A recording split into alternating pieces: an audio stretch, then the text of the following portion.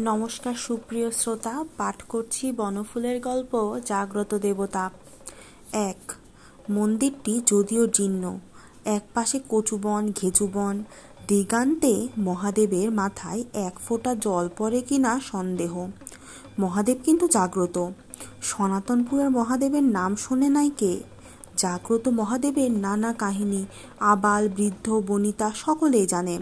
বিপিন চৌধুরী এই মহাদেবের নিকট মানত করিয়াই মোকদ্দমায় জিতিয়াছেন এবং অত বড় বিশাল সম্পত্তির উত্তরাধিকারী হইয়াছেন। পালেদের বাড়ির যে ছেলেটা টাইফয়েডে তো প্রায় মরিয়াই শেষ হয়ে গিয়েছিল, এই মহাদেবের দ্বারে ধর্ণা দিয়াই তো তাহার মা তাকে ফিরিয়ে আনিতে পারিয়াছে। মুকুজ্জেদের যে আজকাল এত বারবারন্ত, তাহাও তো মহাদেবের কৃপায়।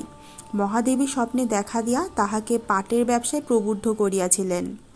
এই মহাদেবের নিকট মানত করিয়া হরিহর ঘোষালও লটারিতে টাকা পাইয়াছেন। এরকম ছোটোখাটো প্রমাণ ছাড়াও জীর্ণ মন্দিরবাসী মহাদেবের মহিমার আরও একটি ভয়ানক প্রমাণ প্রতি বছরই পায়। বৈশাখী পূর্ণিমার দিন এই মহাদেবকে কেন্দ্র করিয়া সনাতনপুরে প্রতি বৎসর প্রকাণ্ড উৎসব হয়। বহু নরনারী সেদিন শিবের মাথায় জল ঢালিয়া সারেন। শিব শিব হর হর বোম বোম ধ্বনিতে আকাশ বাতাস মুখরিত হয়। মুকুজ্জেরা এই উপলক্ষে যাত্রা থিয়েটার প্রভৃতি করিয়া মহাদেবের স্বপ্ন ঋণ শোধ করিবার প্রয়াস পান।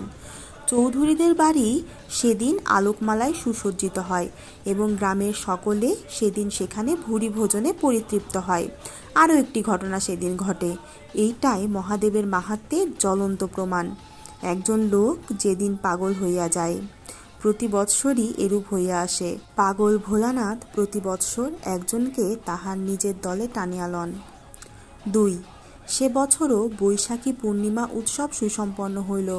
মুখুজ্জেদের বাড়িতে অভিনীত কর্ণার্জুন নাটকের অভিনয় চমৎকারিত্বে সকলেই পুলকিত। চৌধুরী বাড়িতে যদিও পায়েসটা একটু ধরিয়া গিয়াছিল, তথাপি সকলে পরিতৃপ্ত সহকারে আহার করেছিল। মেলাটাও বেশ জাঁকজমক সহকারে বসিয়াছিল। বিভিন্ন গ্রাম হইতে যাত্রীর সংখ্যা নিতান্ত কম আসে নাই। উৎসবের পরদিন এইসব লইয়া পালেদের চণ্ডীমণ্ডপে আলোচনা চলিতেছিল। এমন সময় যাদব আসিয়া বলিল, ওহে শুনেছ, এবছর কেউ পাগল হয়নি। সমস্ত আলোচনা থামিয়া গেল। বলে কি, এ যে অসম্ভব ব্যাপার। হরেন বলিল, কেন, ওই গেজেল বিষেটা? যাদব বলিল, দেখে এলাম, ঠিক আছে। সকলেই আশা করিয়াছিল বিষেই এবার মহাদেবের মান রক্ষা করিবে, সেও ঠিক আছে। প্রবীণ নীলমণি এতক্ষণ নীরবে তামাক খাইতেছিল।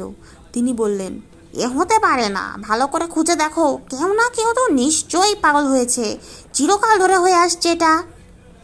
যাদব বলিল, এবার সকলের মাথা ঠিক আছে, কেউ বেঠিক হয়নি। নীলমণি বলিলেন, এ হতে পারে না। যাদব হাসিয়া বলিল, আমি বলছি কেউ পাগল হয়নি এবার। নীলমণি ধমকাইয়া উঠিলেন, তুমি তো সেদিন কাঁদছ না, হ্যাঁ, তোমার কথার আবার মূল্য কি? হ্যাঁ, তোমার কথাই কি চিরকালের নিয়ম উল্টে যাবে? নিশ্চয়ই হয়েছে, কেউ না কেউ পাগল, এখনো জানা যায়নি হয়তো বা। যাদব স্মিত মুখে নীরব হইয়া রহিল। ৩. পরদিনও কোনো পাগলের সন্ধান পাওয়া গেল না। সনাতনপুরবাসীরা মনে মনে শঙ্কিত হইয়া পড়িলেন, নিশ্চয়ই কোনো অমঙ্গল ঘটিবে। সত্যই এবছর কেউ পাগল হয় নাই। নানা লোকে নানা কথা বলিতে লাগিল। মহিলাগণ বলিলেন, এরকম কোটা যে ঘটিবে তাহা পূর্বেই অনুমান করা গিয়েছিল। বছরে মাত্র একটি দিন মহাদেবকে লইয়া ঘটা করিলে কি হইবে? বাকি ৩৬৪ দিন তো শিবের কাছে কেউ পৌঁছায় না।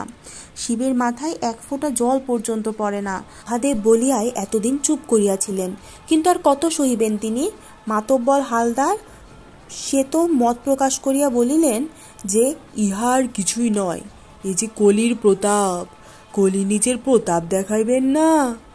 সনাতনপুরের মহাদেব বলিয়াই এতকাল নিজ প্রতাপ বজায় রাখিতে পারিয়াছিলেন, অন্য কোনো মহাদেব হইলে কোন কালে তলাইয়া যাইতেন। উদাহরণস্বরূপ তিনি কয়েকটি মহাদেবের অধঃপতনের ইতিহাস বিবৃত করিলেন। ধনী মুকুজ্জেরা দায়ী করিলেন পুরোহিতকে, ওই বেটাই যত গোলমাল করিয়াছে। পুরোহিত চৌরুধিদের কৃপা ভিক্ষা করিয়া আত্মরক্ষা করিবার চেষ্টা করিতে লাগিলেন। নামহীন এক বিপদের ছায়া সনাতনপুরের সকলকে আতঙ্কিত করিয়া রাখিল। ৪. দমিলেন না কেবল দৃঢ় বিশ্বাসী নীলমণি, তাহার বিশ্বাস কেহ না কেহ নিশ্চয়ই পাগল হইয়াছে, ইহারা তাহাকে খুঁজিয়া পাইতেছে না। সনাতনপুরের বুড়ো শিবের মাহাত্ম্য নিষ্প্রিয় হইয়া যাইবে, হতেই পারে না। দারুণ দ্বিপ্রহর, বৈশাখের দ্বিপ্রহর, প্রখর রৌদ্রে চতুর্দিক পুড়িয়া যাইতেছে, ঘরে ঘরে কপাট জানালা বন্ধ। নীলমণি কেবল রাস্তায় রাস্তায় ঘুরিয়া বেড়াইতেছেন, রক্তচক্ষু স্ফীত নাসা, ঘরে ঘরে খোঁজ করিতেছেন। পাগলটা কোথায় গেল? তাহাকে খুঁজিয়া বাহির করিতেই হইবে। সনাতনপুরবাসীগণ স্বস্তির নিঃশ্বাস ফেলিলেন।